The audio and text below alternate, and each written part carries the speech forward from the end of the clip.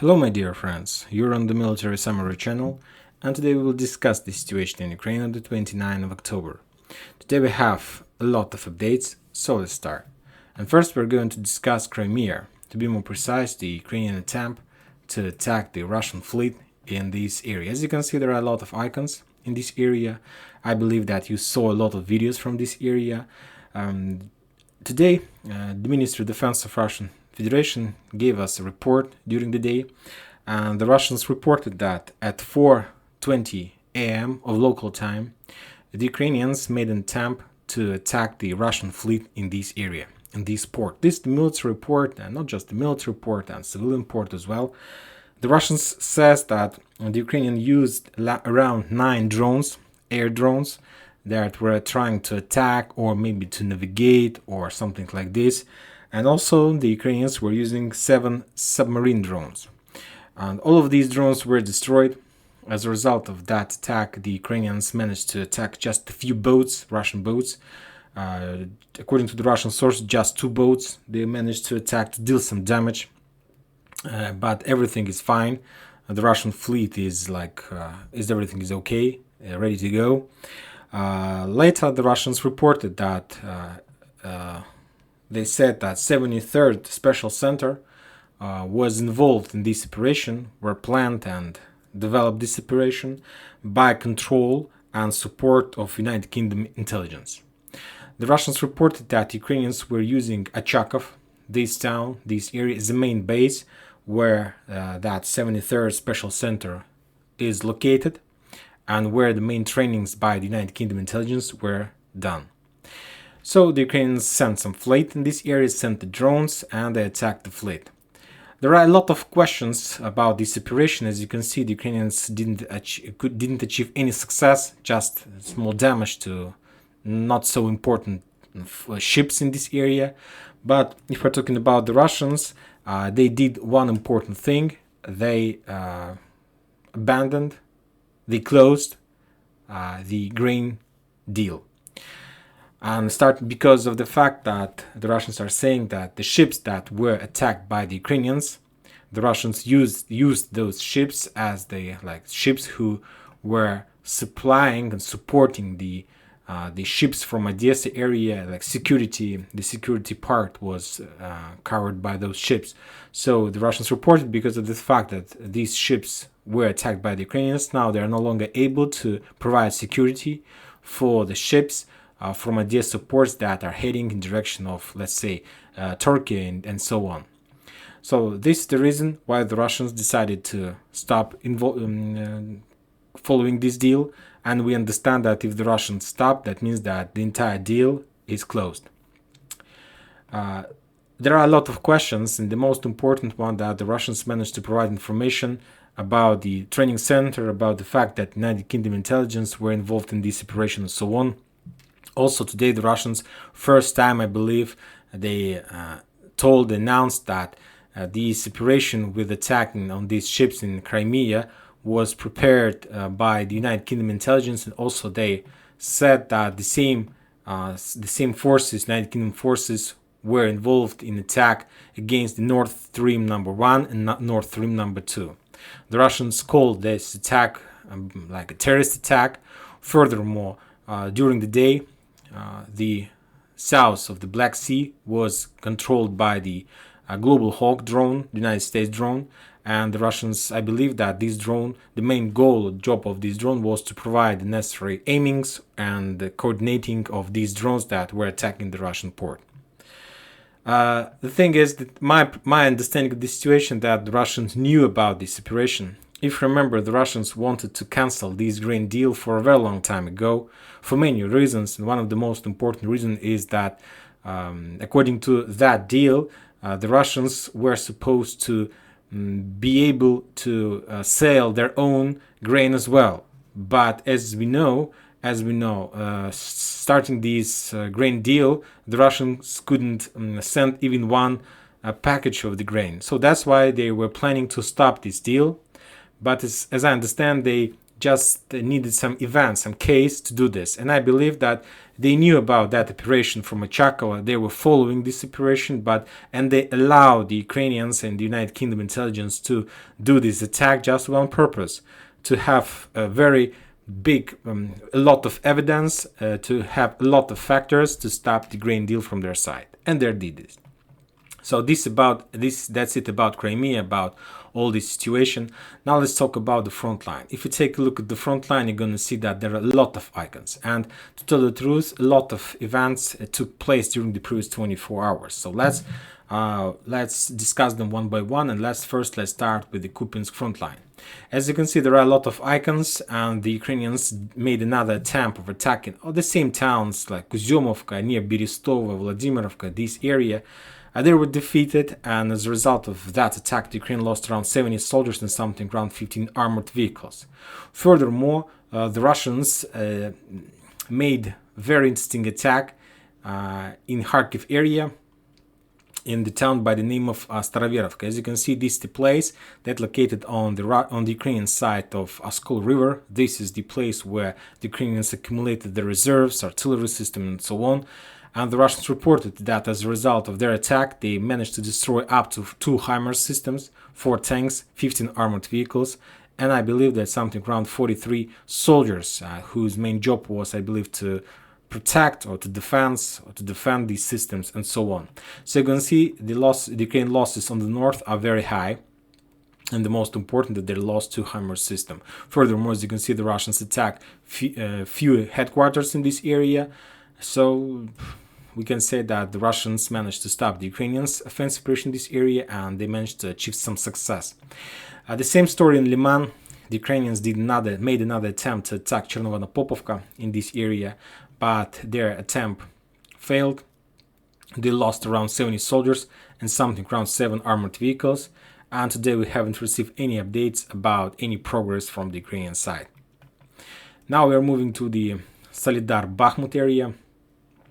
Today there was very heavy clashes between Atradovka and Opytna. As you know, the Russians are storming Opytna from at least 3 sides, from the south, from the east, and the Ukrainians moved their 72nd Mechanized Brigade, their special forces, and the Ukrainians made another attempt just to pin down the Russians and to make some counter-offensive operation in direction of Wagner positions.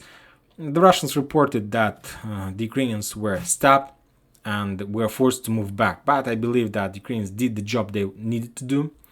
And of course, their main job was to stop the Russians and doing the active type of defense to stop the Russians and not to allow them to develop their offensive operation and develop their bridgehead. And this is because of the fact that the Russians achieved a lot of success in Bakhmutska, in this town, in this small bag.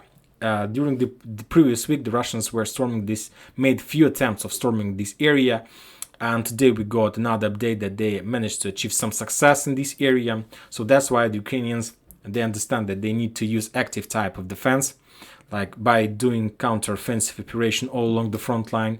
So they made another attempt of that on this front line. I haven't received any, don't have any numbers or any reports about the losses, but anyway, as you can see, the front line hasn't been changed, so that means I believe that Ukrainians managed to stop or pin down the Russians in this area, so they couldn't achieve develop their bridgehead. Now we're moving to Donetsk, and as you can see, there are a lot of icons. Of course, there are the same icons that the Ukrainians are storming or are shelling Donetsk with artillery and so on. Today we got another updates and confirmation of the fact that the Russians got control over Vadiana. Another videos, the Russians provided another video of taking these trenches in this area, how the LPR forces were storming these trenches, that they managed to take them and so on. So at least now we have 100% proofs and that the Russians got control over the Vadiana. Furthermore, the Russians provided another videos of storming the trenches and checkpoints, Ukrainian checkpoints on the east side of Opytna. So as we discussed during my previous videos, now the Russians are totally concentrated on taking control over Opytna and forcing the Ukrainians to step back in direction of Severna, Avdiivka, and so on. And as we can see, the Russians are very good at these operations, and the Ukrainians do have a lot of losses, and they can't stop the Russians.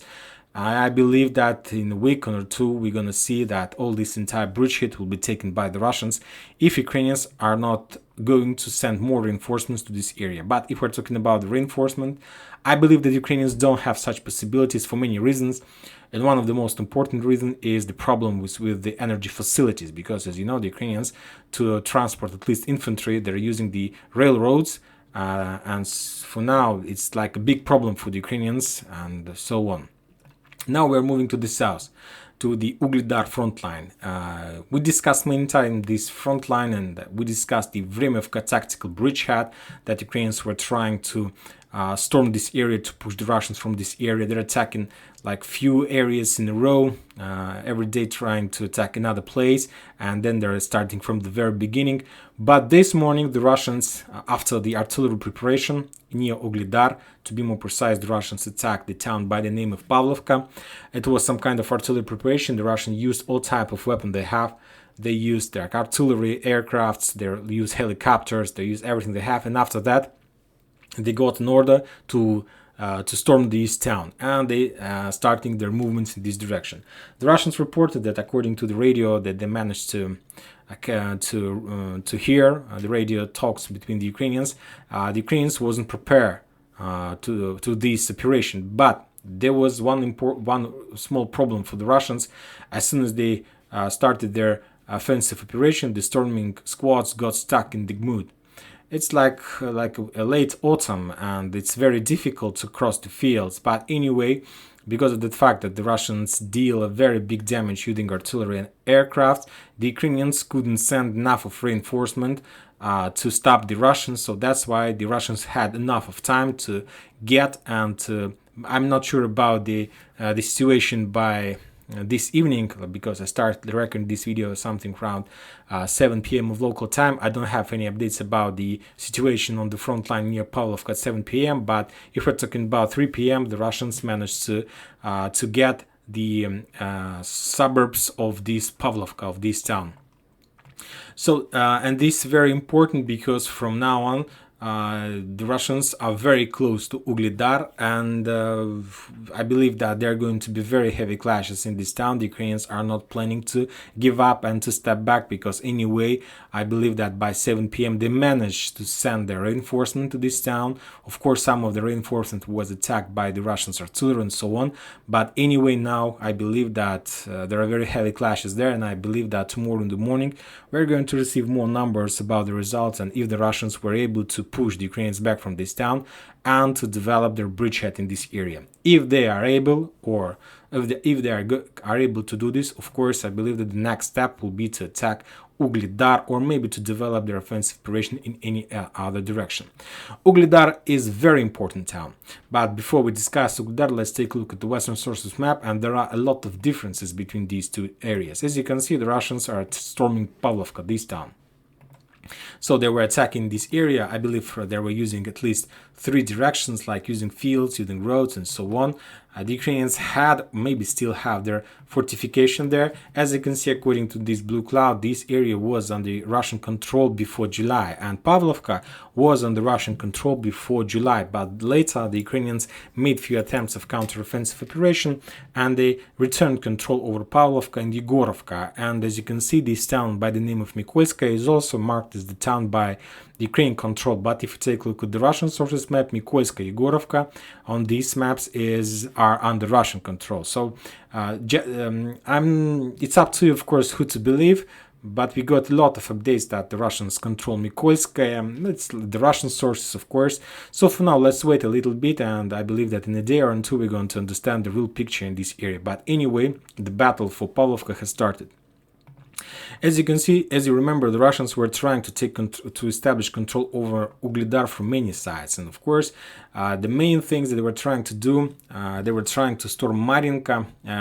They started this operation in September. They were trying to attack Pobeda. By attacking these two areas, they were trying to cut this road, this one that connects, let's say, the north, the Marinka, or this bridgehead with Ugledar, because there are not much roads that moves to Ugledar, and the Russians at least wanted to do like this. Furthermore, if you remember, the Russians made a few attempts of attacking in direction of Mikhailovka, but the Ukrainians still hold this position, and all the Russian attempts were failed. The Ukrainians do have a very nice position in this area. So the Russians made a lot of attempts trying to understand where is the weakest point, and now I believe that they decided to choose this as the only one way to attack Ugledar, because if we take a look at Ugledar, you're gonna see that this town is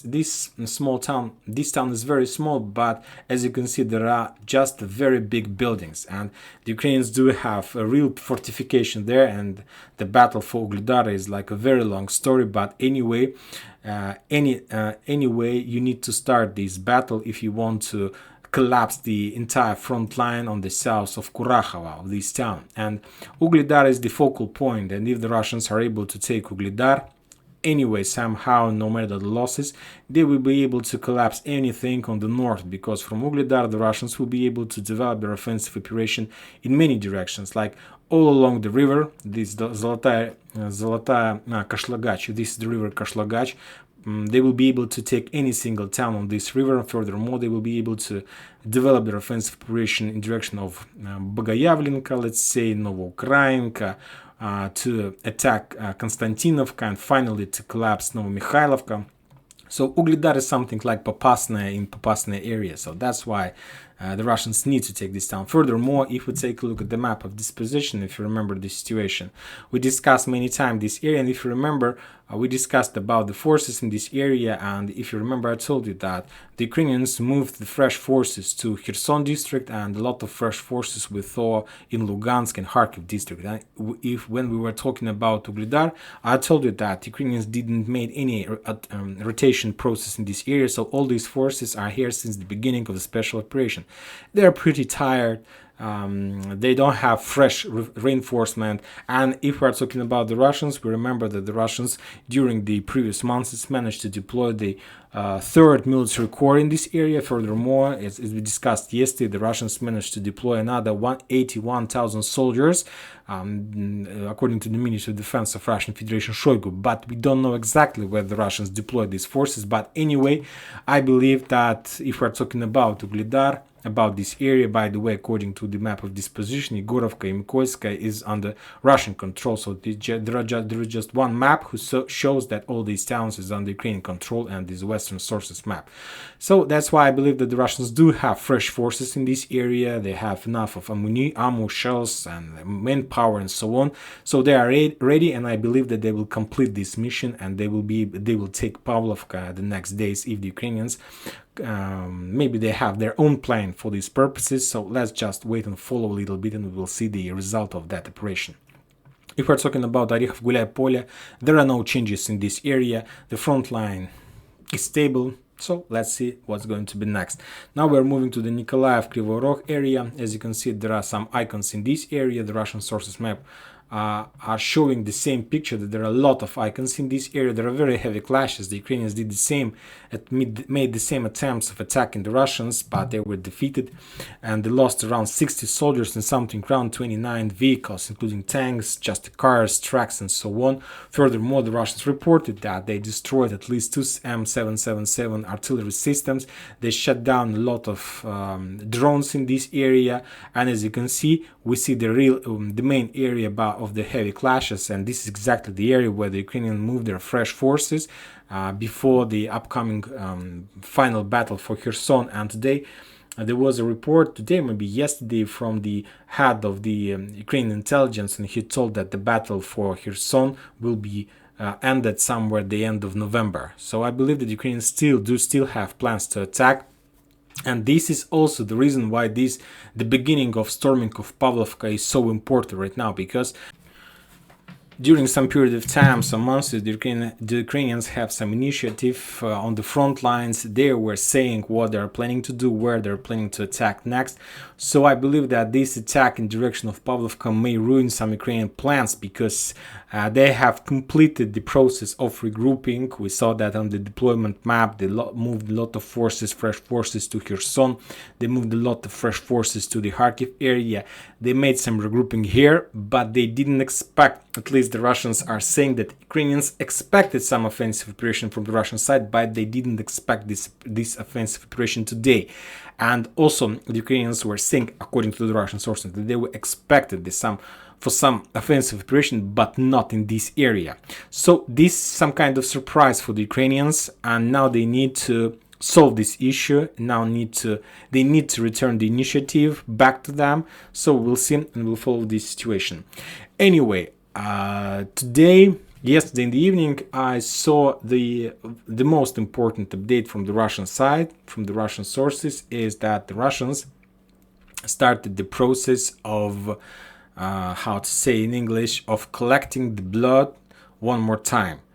They published a lot of advertisement in such towns like Moscow, the biggest town in Russian Federation, St. Petersburg, and they're asking people to come to the centers and to give their own blood. And we understand, if the Russians started such a process, that means that soon they're planning to start a very powerful offensive operation, and of course they need a lot of blood to support and to reduce their losses.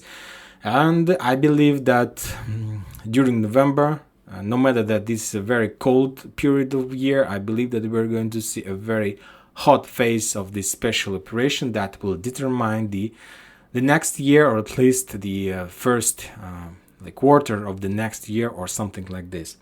And that's it for today. Military Summary channel reminds you to condemn any violence in Ukraine. Thank you for watching. Subscribe to my channel, put your likes, join my Patreon, and have a good day. Bye bye.